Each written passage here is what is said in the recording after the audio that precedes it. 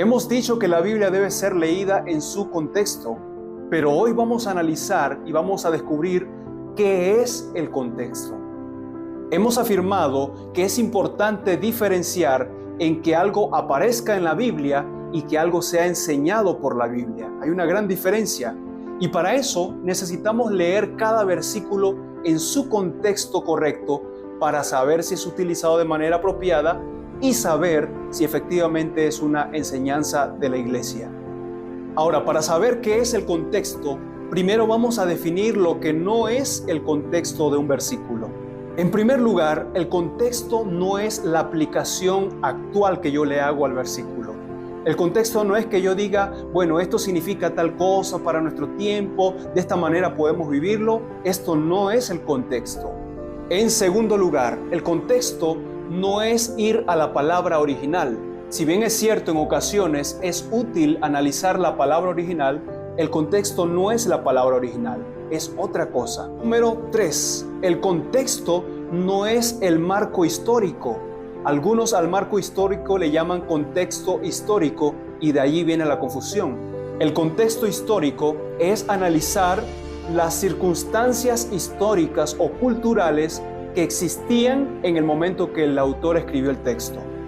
Así que para evitar confusiones, en lugar de llamarle contexto cultural, es mejor llamarle trasfondo histórico. Entonces, ¿qué es el contexto? Pues muy sencillo. El contexto es leer los versículos que están antes y después del versículo que estamos estudiando.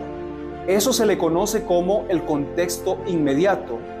Pero también el contexto, en un sentido más amplio, es el contexto general, en el cual leemos todo el capítulo, incluso todo el libro o toda la carta que escribió el autor. Así que cuando leemos el contexto inmediato y el contexto general de todo el libro, entendemos de manera más clara el pensamiento del autor y así no cometemos el error de torcer los versículos. La mayoría de los textos se pueden entender si seguimos esta sencilla regla, porque recuerda, Dios quiere que le entiendas. Pongamos un ejemplo de cómo uno puede torcer un versículo y hacer una doctrina a partir de ello. ¿Qué tal si yo te digo que la Biblia enseña que podemos comer de todo tipo de árboles?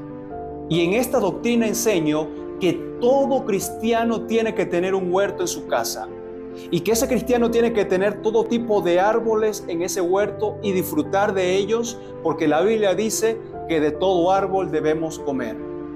Y tú dirás, es absurdo, es obvio, ¿no? Pero ¿cómo tú podrías refutar esa falsa enseñanza? Pues simplemente leyendo el contexto. Cuando vas a Génesis, ves el contexto. Es un versículo donde simplemente se afirma que en ese momento puntual, Dios le dijo a la primera pareja, de todo árbol pueden comer. Este es un sencillo ejemplo para que veas la importancia de leer el contexto y de